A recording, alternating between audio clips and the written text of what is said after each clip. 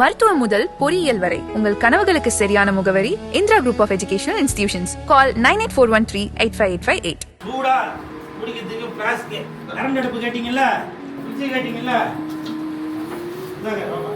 3 பேர் வந்து என்னை பார்க்கும்போது நான் தரையில படுத்துக்கிறேன். அதுக்கப்புறம் ஒரு சோபாவில் உட்காந்தேன். தூக்கம் வந்து தூங்கிட்டு வந்து எழுப்புனாங்க. நான் வச்சு பண்ணி இப்படி படுத்து கிடக்கிறேன். வேற வழி இல்லாம சாமானத்துக்கு வெளியே போட்டாங்க.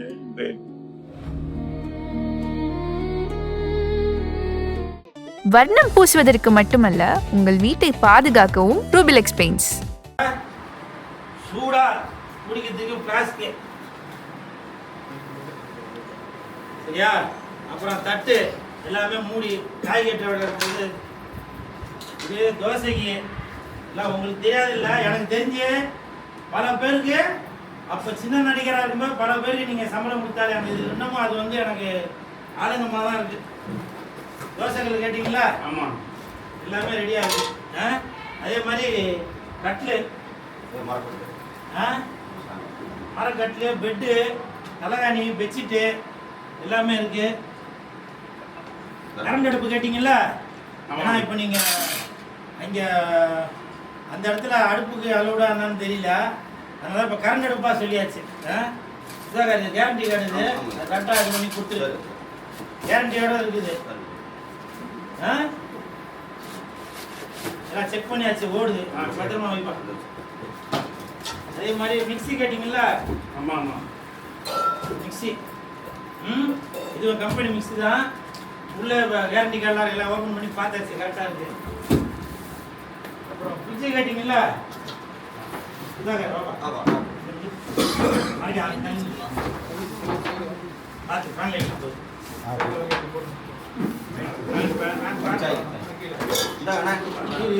பின்னாடி இருக்காங்களா? இருந்தாங்கன்னா சரி.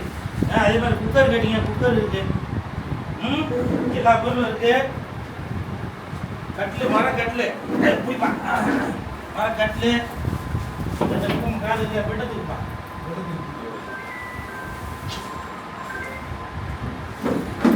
பெட்டு நல்லா கம்பெனி பெட்டு தான், அது நல்லா இருக்கும். சரியா, எல்லாம் இது பண்ணியாச்சு. இப்போ இது எல்லாத்தையும் குட்டியான எல்லாம் சுதாகர் ஏற்றி கொடுத்துருவாரு. அதே மாதிரி அங்கே வந்து இறக்கிறதுக்கு ஆள் அமைச்சிருவாரு. என்ன சுதாகர், அதை கரெக்டாக ஆள் இறக்கி இது பண்ணி கொடுத்துரு. ஓகே, இது எல்லாமே நானே மறந்துட்டேன். ஆனால் லெஜெண்ட் வந்து ஞாபகம் வச்சு சுதாகர்கிட்ட கேட்குறாரு, இந்த மாதிரி வீடு மாறி போயிட்டாரா, அவருக்கு தேவையான பொருள்லாம் கொடுக்கணுமே அப்படின்னு. ஏன்னா அவர் வந்து சோசியல் மீடியாவெல்லாம் பார்க்க மாட்டார். அதனால் நீங்கள் எங்கே இருக்கீங்க என்னன்னு தெரியல, இதுதான் தகவல் சொல்லி எல்லாமே ஏற்பாடு பண்ணி கொடுத்துருக்காரு. ஓகே, புரட்சி தலைவர் மாதிரி சொல்லாதையும் செய்வார், சொல்லாதையும் செஞ்சுட்டு இருக்காரு. பரவாயில்ல, சூப்பர். பூஜை தலைவருக்கு அப்புறம் சரவணா சார்லாம் இந்த மாதிரி ஹெல்ப் பண்ணியிருக்காங்க. நான் சினிமாவில் இவ்வளோ நடிச்சும் எனக்கு யார் உதவி பண்ணலாம். சுரேஷனா லெஜெண்ட் சரவணா சாருக்கு கொடுத்த உடனே அது இது போட்டது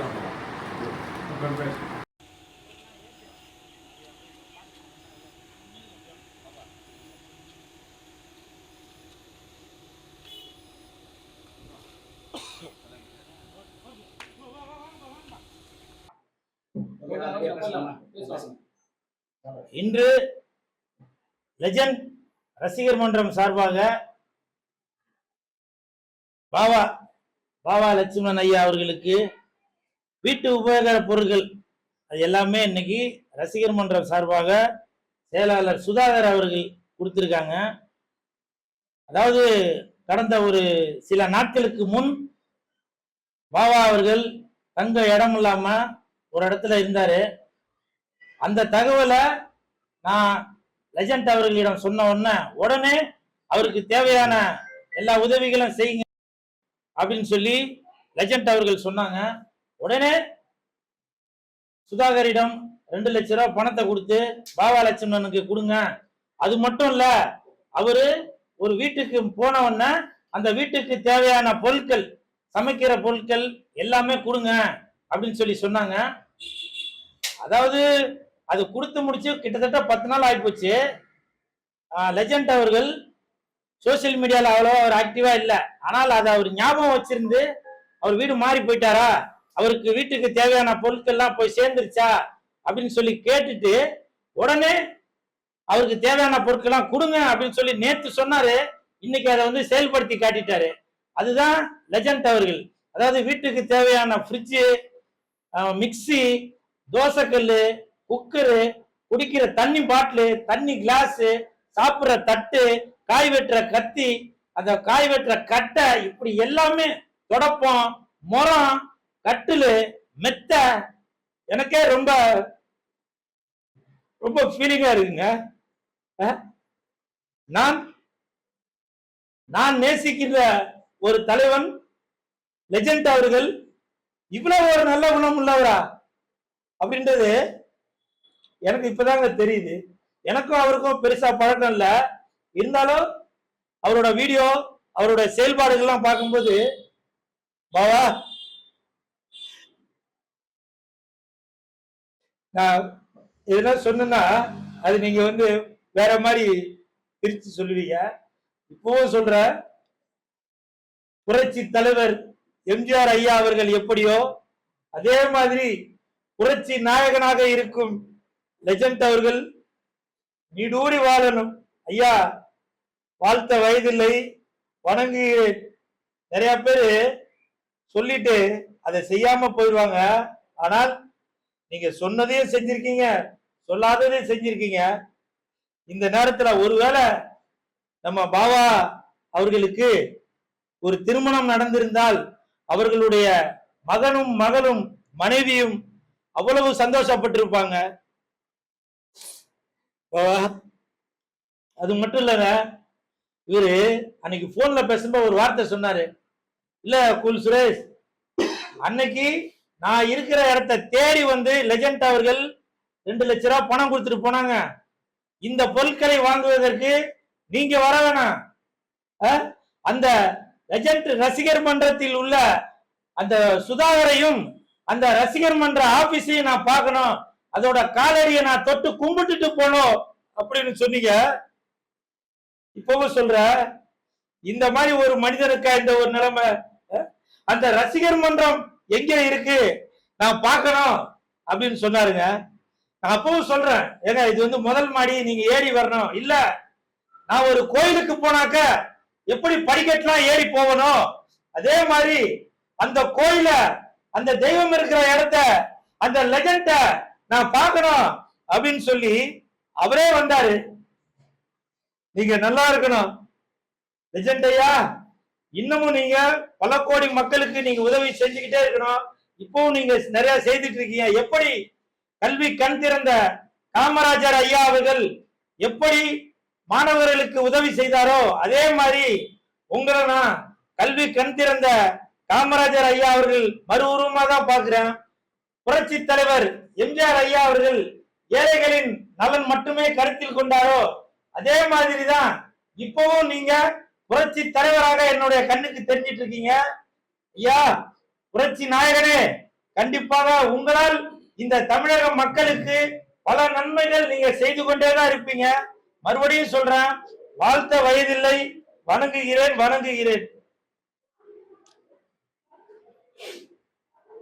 அதாவது நான் வந்து இவ்வளவு கஷ்டப்பட்ட கேள்விப்பட்டவனே, கூல் சுரேஷும் சுதாகரன் சுரேஷன் வந்து 2 லட்ச ரூபா பணம் கொடுத்தாங்க. அதை கொஞ்ச நாள் வெயிட் பண்ணுங்க, உங்களுக்கு கிச்சன் தேவையான கட்டில், மெத்த, ஃப்ரிட்ஜு எல்லாமே தரோம்னா அப்படின்னு சொன்னாங்க. அப்புறமே அதை நீங்க இருங்க, உங்க அட்ரஸ் கொடுங்க அப்படின்னு இருந்தாங்க. ஆனா எனக்கு வந்து இங்க ரசிகர் மன்றத்தை பார்க்கணும் அப்படின்னு சுரேஷ் சார் சொன்னேன். இது முதல் மாடி ஏறி வருவீங்களாம்னா, எங்க பழனி மலைக்கு போனா படிக்கட்டு ஏறுறோம்லங்க, அதை மாதிரி ஏறி வந்துடும் சொல்லி வந்தேன். வந்துட்டு இந்த பாத்திர பண்டங்கள்லாம் எனக்கு கொடுத்தாங்க. ரசிகர் மன்றத்தை நான் என்றைக்கும் மறக்க மாட்டேன். சுதாகரனே, சுரேசனே, கூல் சுரேசனே, ஒரு சரவணன் சார் ஒரு புரட்சி தலைவர் மாதிரி தான், வாழ்நாளும் மறக்க மாட்டேன். இது இல்லாம சுதாகரனை சொன்னாரு, ஆனா இது மட்டும் இல்லைண்ணே, உங்களுக்கு எப்போ கஷ்டம்னாலும் எனக்கு போன் பண்ணுங்க, உங்களுக்கு ஐயா உங்களுக்கு ஹெல்ப் பண்ண சொல்லியிருக்காரு. அதனால அவர் நீடி வாழ்க. அவர் வச்சிருக்க துணிக்கடை, பாத்திர கடை எல்லாமே நல்ல வியாபாரம் பெற்று இன்னும் தமிழ்நாடு பூரா இருக்கு, இந்தியா பூரா கடையை திறக்கணும்னு எல்லாம் வல்ல இறைவனை கேட்டுக்கொள்கிறேன். நன்றி, வணக்கம்.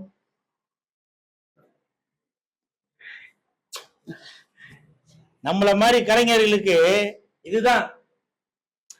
அவரை நேர்ல பார்த்ததெல்லாம் அவர் படத்துல நடிச்சது இல்லை. ஆனா தேடி வந்து செய்யறாங்க. இவங்க 2 பேரையும் வாழ்க்கையில மறக்க மாட்டேன். ஐயா, ஒரு நாள் உங்கள் நேரில் வந்து சந்திக்கிறேன். உங்க காலில் விழுந்து நான் வணங்க வேண்டும் என்ற ஆசை இருக்கிறது. என்னைக்கு கூட்டி போறீங்க ஐயா? பார்க்குறேன், சொல்லுங்க. நான் ஒரு வாரத்தை சொல்றேன், கூட்டி போய்ங்க. இப்ப தமிழ்நாட்டுல யாருமே செய்யாத உதவி அவர் செஞ்சிருக்காரு. நான் அவர்கிட்ட ஆசீர்வாதம் வாங்கணும். சொல்லுங்க சார். Cool Suresh sir. கண்டிப்பாக லெஜண்ட் அவர்களை பார்ப்பதற்கு சுதாகர் அவர்கள் ஏற்பாடு பண்ணி தருவார். சுரேசனை ஏற்பாடு பண்ணுங்க.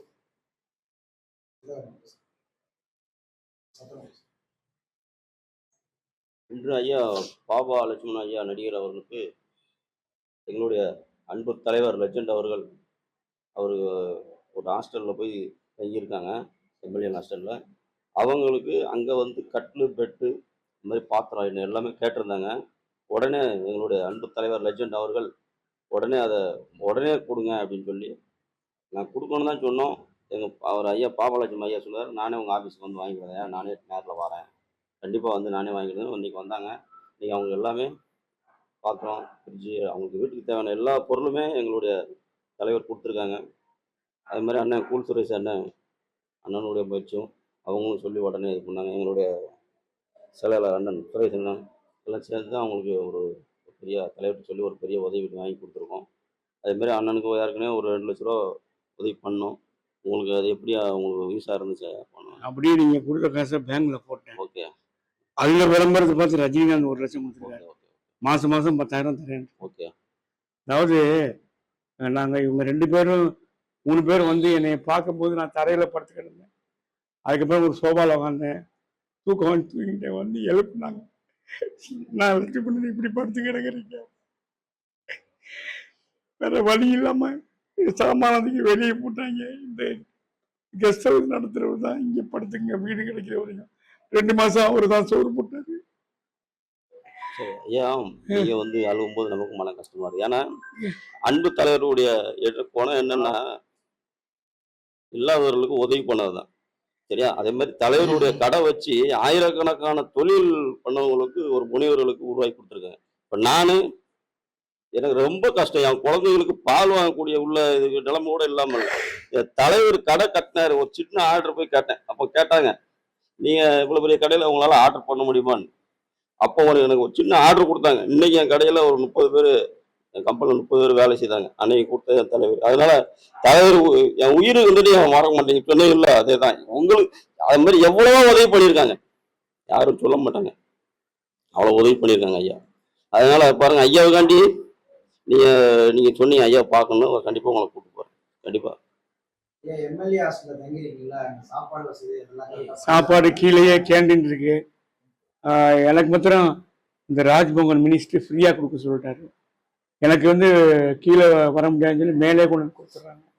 இப்போ என் நண்பர் ஜெய்சீலன் ஆர்ட் டைரக்டர் பக்கத்தில் அங்கே ஒரு கேண்டீன் வச்சுருக்காரு. 3 நாள் கழிச்சு உங்களுக்கு 3 வேளையும் உங்கள் ஹாஸ்டலுக்கே வந்துடும், பணம் நாள் கொடுத்துறாங்க அப்படின்னாங்க. மினிஸ்டர் இன்னைக்கு தான் வந்திருக்காரு. நாளைக்கு வந்து என்னை பார்க்க வர்றாரு. ஒரு 6 மாதம் இங்கே இருங்க, அப்புறம் ஹவுசிங் போர்டில் ஒரு வீடு சொந்தமாக வாங்கி தரோன்னு சொல்லியிருக்காரு.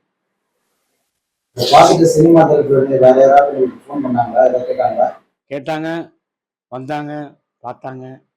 மினிஸ்டர் வர அன்னைக்கு சொல்லுங்க, அவருக்கு வந்து நாங்கள் நன்றி சொல்லணும். ரஜன் சரவணா சாருக்கும் நன்றி சொல்லணும். அதான் நான் ரஜன் சரவணா சாரை பார்க்க வரும்போது அந்த சின்ன சின்ன கிங்காங்கு, விஜய் கணேஷ் இவங்களே நான் கூப்பிட்டு வருவேன். ஐயாவுக்கு நன்றி சொல்லிருக்காங்க. இல்லை, நான் நடிகர்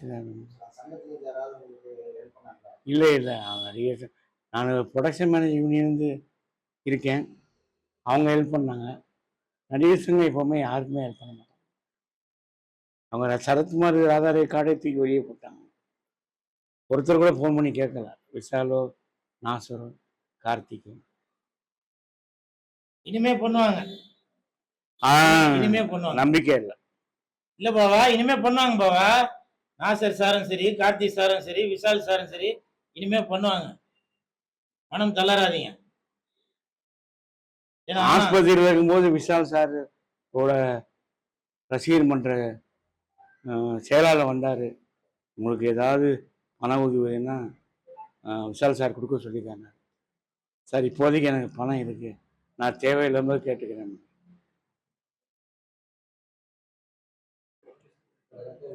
இந்த நேரத்துல பெரிய நடிகர்களுக்கும் நடிகைகளுக்கும் தயாரிப்பாளர்களுக்கும் இயக்குனர்களுக்கும் ஒரு தாழ்மையான வேண்டுகோள். நாங்கெல்லாம் பெருசா சம்பாதிக்கலாங்க.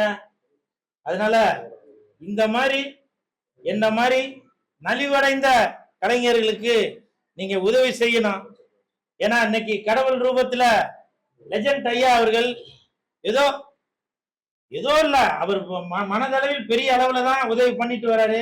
அதே மாதிரி பாபா லட்சுமணன் ஐயா மட்டுமல்ல, இன்னும் பல பேர் இருக்காங்க.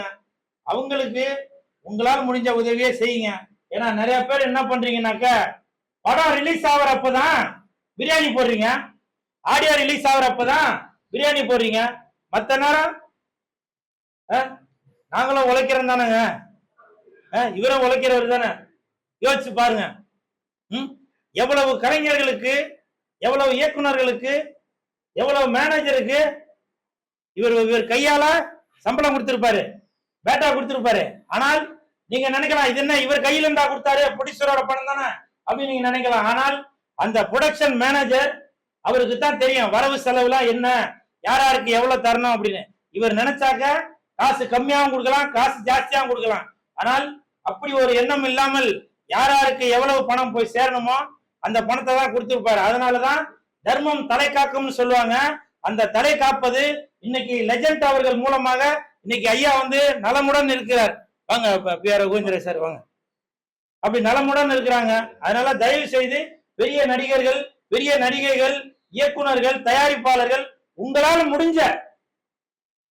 முடிஞ்ச உதவிய பாபா லட்சுமணன் அவர்களுக்கு எப்படி நமது லெஜண்ட் அவர்கள் வாரி வழங்கி இருக்காரோ அந்த மாதிரி நீங்களும் செய்ய வேணும். உங்களால் முடிஞ்சதை செய்யுங்கன்னு தாழ்மையுடன் கேட்டுக்கொள்கிறேன். ஜீவா சார் ஏற்படுறதா சொல்லியிருந்தாரு. 10,000 மாசம் 15,000 இல்ல, திருப்பி ஆபீஸ் வர சொல்லிருக்காரு. போய் பார்த்தா திருப்பி கொடுப்பேன். அவர் ஆபீஸ் காலி பண்ணிட்டாரு. நான் ஒரு நாள் இப்போ சூப்பர்வுட் ஆபீஸ்க்கே வராரு, ஒரு நாள் போய் பார்க்கணும். இவ்வளோ ஏற்பாடும் நம்ம கோவிந்தராஜ் அண்ணன் பிஆர்ஓ அவர் நிறைய யூடியூப் சேனலில் கொடுத்து தான் கூலுசுரேசனை பார்த்துட்டு கோவிந்தராஜன் பேசிட்டு, ஆனால் இந்த மாதிரி ஐடியா இருக்குது, நானும் சுதாகர் சாரும் சுரேஷ் சாரும் வரணும் அப்படி வந்தாங்க. அப்போ அண்ணனும் கூட இருந்தாங்க. கோவிந்தராஜ் பிஆர்ஓ சாரை நான் இன்றைக்கும் மறக்க மாட்டேன். இன்னைக்கு கூட 2 பேரும் பேட்டி எடுக்க ஆரம்பிச்சுட்டாங்க. நான் இங்கே வந்துட்டேன். அது பேட்டினா சும்மா கிடையாது, பணம் வாங்கி கொடுக்குறாரு.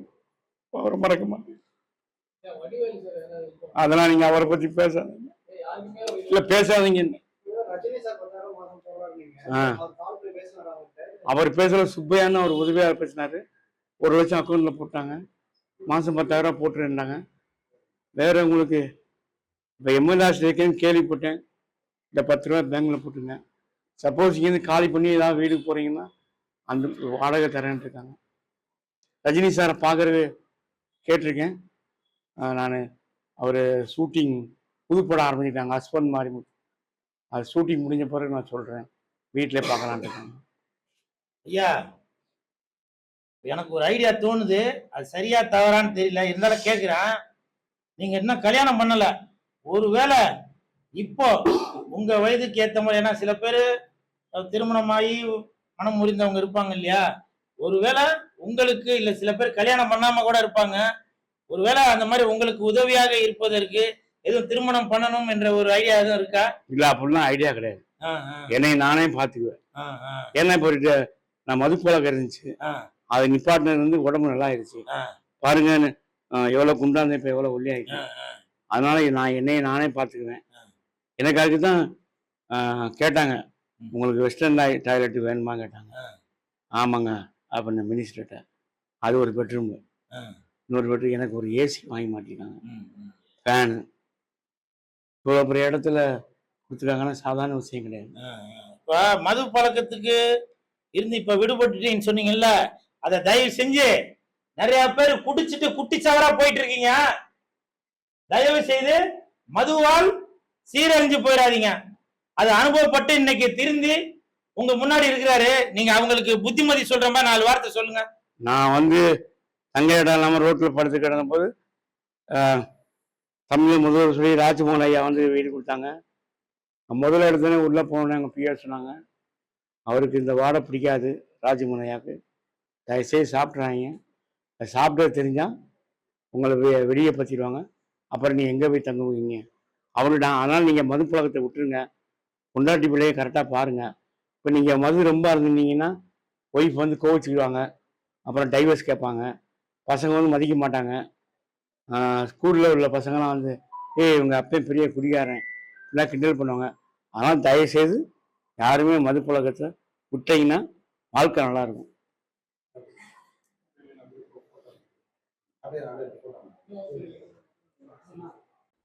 ரெடியா?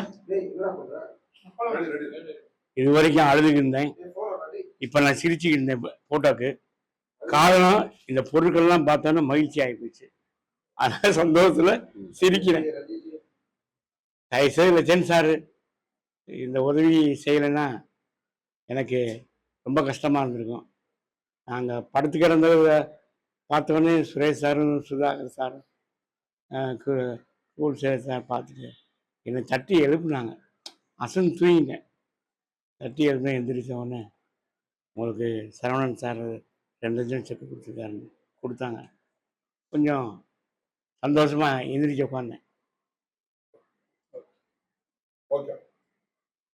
சரி, உங்களுக்கு தலைவருடைய உதவி உங்களுக்கு பெரிய உதவி.